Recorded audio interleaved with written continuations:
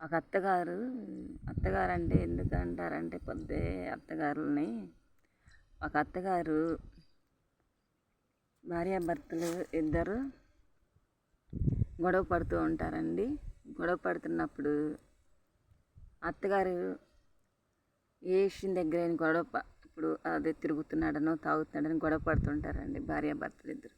అప్పుడు ఆ అత్తగారు ఏమంటుందండి, సర్ది చెప్తే బాగానే ఉంటుంది కదా, అట్లా కాకుండా నా కొడుకు మగవాడు ఎక్కడేం తిరిగి వస్తాడు, నా కొడుకు మగవాడు ఏదైనా చేస్తాడంటే అది అత్తగారి మనస్తత్వం అండి.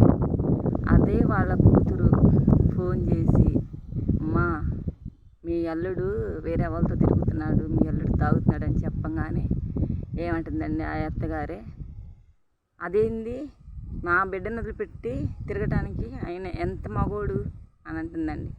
అవునా, నీకు పెట్టడానికే లేదు, వేరే వాళ్ళతో ఎలా తిరుగుతాడు, నీకు పెట్టడానికి లేదు కానీ తాగటానికి ఉందా, అయినా నా బిడ్డను అల్లాడిస్తున్నాడు అనేది తల్లి మనసు అండి.